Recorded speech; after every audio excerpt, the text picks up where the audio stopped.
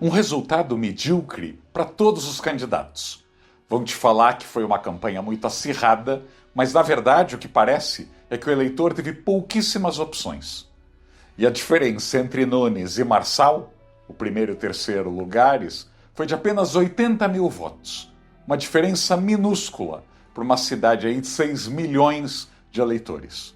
Então havia pouca opção e numa campanha sem propostas, com muita baixaria e sem empolgação, nem de direita nem de esquerda, a gente está vendo que as cidades brasileiras são o que são: feias, injustas, poluídas, caóticas e com muito trânsito.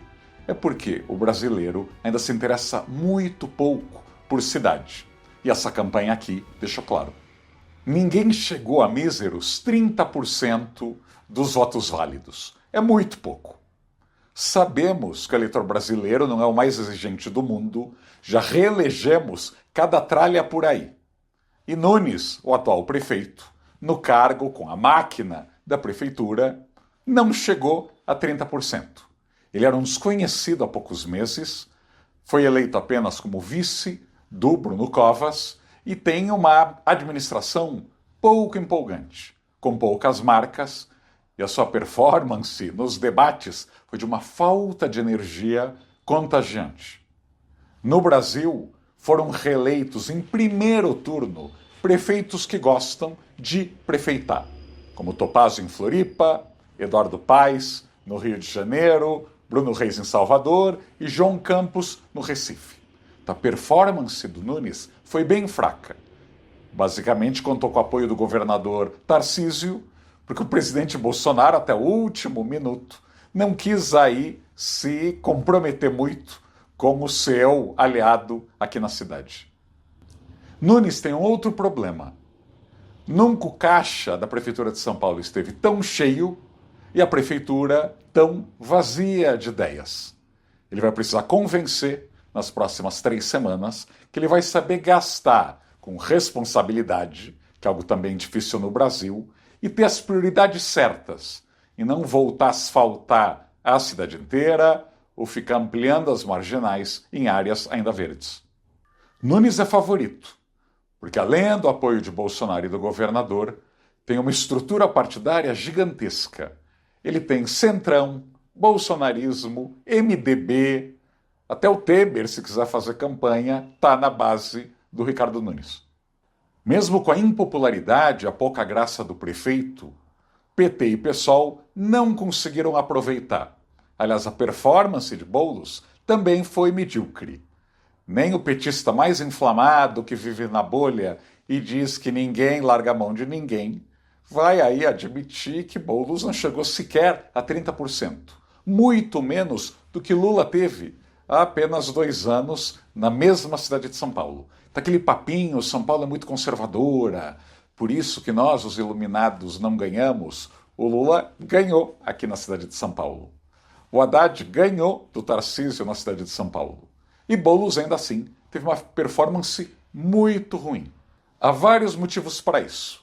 Ainda que eu acredite que vai ser muito difícil que Boulos alcance ou possa assustar Nunes, também vão te dizer várias vezes que agora é uma nova eleição. Não, não é. Em 3 semanas ninguém vai conseguir reduzir ou desaparecer a sua rejeição. Mas a campanha de Boulos, e é bom lembrar que ele já foi candidato há 4 anos, também foi um deserto de ideias. Ele ficou reciclando ideias ruins de gestões passadas, aliás, que nem eram de esquerda. O que comprova a minha impressão que ele é cercado de urbanistas e arquitetos bem ultrapassados. Ele falou em mais de uma live que ele estava estudando um projeto aprovado na gestão Kassab de criar um andar a mais para o Minhocão. O Minhocão sozinho não é ruim, fazer um Minhocão de 2 andares para ter parquinho num e continuar com os carros no outro. Incrível que ninguém tenha falado que essa seja uma má ideia.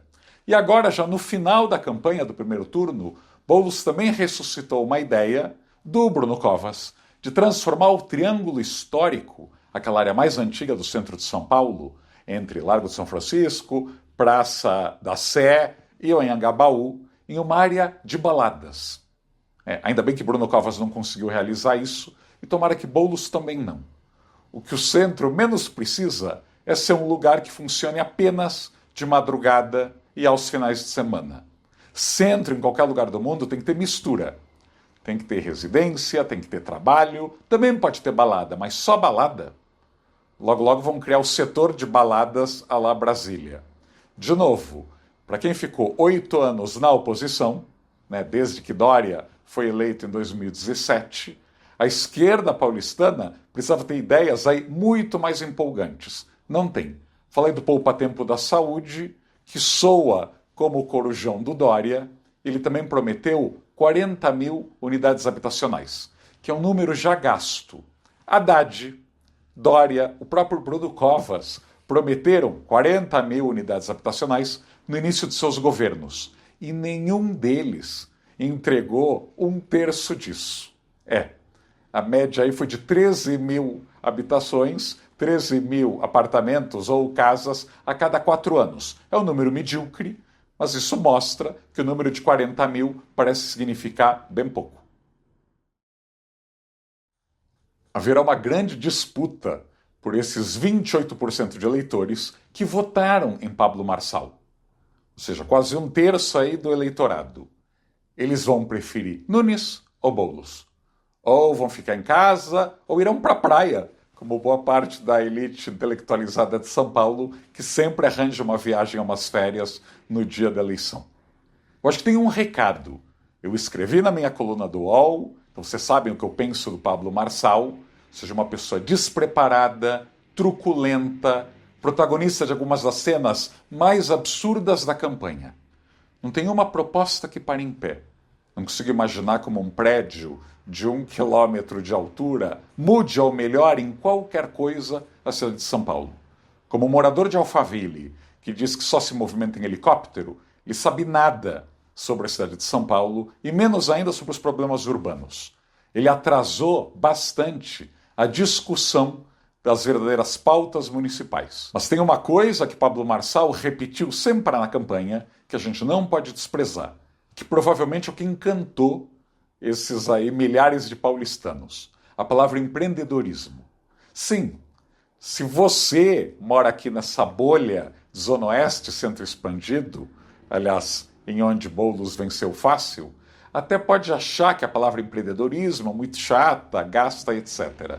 Mas boa parte das periferias de São Paulo cansaram de esperar o Estado resolver tudo. Elas não confiam. E para a classe média da Zona Leste, onde em muitos bairros Pablo Marçal foi o vencedor, eles já não acreditam em educação pública de qualidade, saúde pública de qualidade, transporte público de qualidade ou segurança.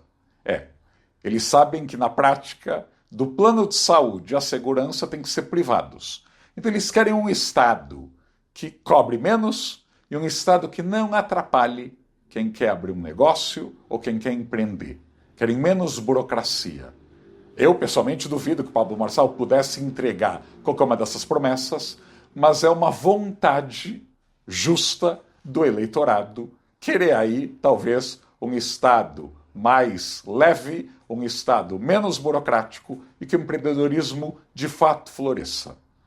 Então, se Nunes e Boulos não conseguirem demonstrar que podem capturar essa bandeira, vai ser de novo uma eleição aí bastante decepcionante por 1/3 do eleitorado.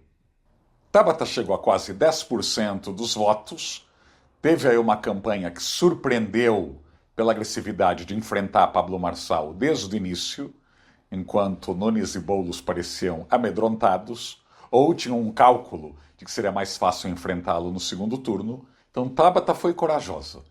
Mas é bom lembrar que ela era apoiada pelo vice-presidente Geraldo Alckmin, por Márcio França e por banqueiros, empresários, aquela terceira via que já tinha apoiado Simone Tebet no passado. E Tabata não conseguiu tampouco demonstrar uma visão urbana sobre a cidade. Aliás, lendo aí o plano de governo dela, havia aí ideias aí bastante genéricas sobre centro e sobre a cidade. O que é um problema, aliás, dessa terceira via brasileira. Ela adora falar de Yanomami, de floresta amazônica, debater os grandes problemas mundiais, mas ela vive também encastelada, em condomínios fechados, em bairros onde comércio é proibido, onde densidade é para pouquíssimos, onde o metro quadrado é caro. E aí você não consegue ter uma visão urbana. Aliás, boa parte dos apoiadores e doadores da Tabata provavelmente estrilariam se uma estação de metrô ou um corredor de ônibus passasse pelo seu bairro. É algo para se refletir. Até a elite supostamente engajada e mais bacana do país é bastante reacionária quando se fala de cidade, de urbanismo e adota o não no meu quintal.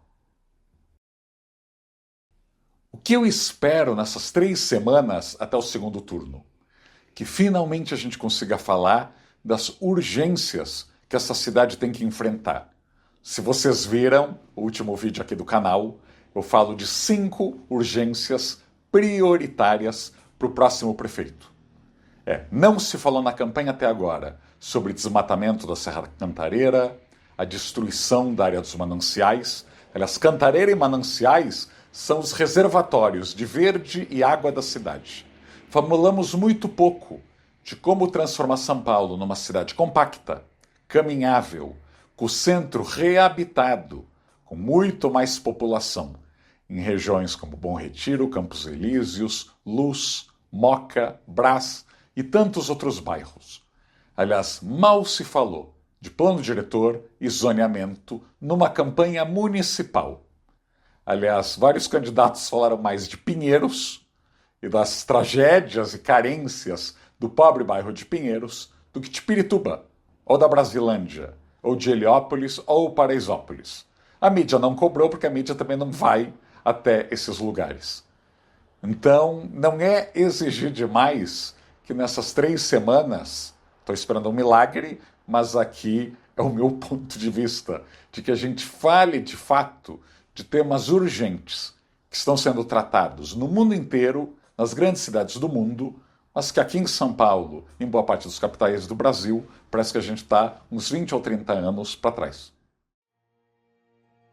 Como autocrítica é importante, não dá para passar pano para o vexame do jornalismo nacional e local nessa campanha.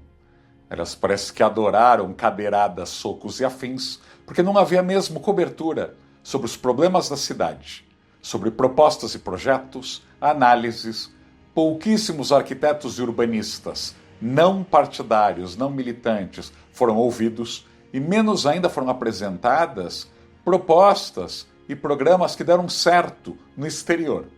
E olha que ainda existem correspondentes mundo afora, mas acho que eles não foram acionados para falar como andam mobilidade, habitação, recuperação de áreas degradadas mundo afora.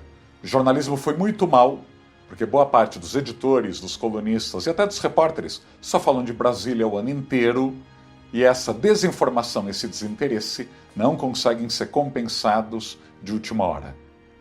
Então, se você é jornalista, se você é cidadão, se você é candidato a vereador e perdeu a eleição e agora vai participar dessa campanha do segundo turno, eu sugiro, desde já, assistir a alguns programas aqui no canal. Tenta maratonar, agora que a gente não tem aí uma campanha com tantos candidatos e tantos vereadores, para assistir alguns programas recentes. Então nem precisa googlar muito. Tem um especial aqui sobre segurança e a competência municipal para deixar uma cidade mais segura. Tem programas aqui falando sobre centro, em Anhangabaú, Pacaembu, Pirituba, conjuntos habitacionais mal planejados e que a prefeitura autorizou, e um longo etc. Felizmente, aqui no canal, a gente também gosta de mostrar coisas boas que estão acontecendo. Então, um belo conjunto habitacional que foi entregue em Heliópolis, tem programa aqui, um projeto de reurbanização de favelas no Grajaú, você também pode achar, e projetos inteligentes em Lisboa e até em Buenos Aires, que apesar da crise econômica, da polarização e das loucuras por lá, eles conseguem fazer muito com pouco dinheiro. Aliás, é uma das ambições deste canal, tentar colocar cidades, arquitetura e urbanismo como uma prioridade que são ou deveriam ser. E até o próximo São Paulo nas Alturas, e mais atenção nas campanhas. Até mais.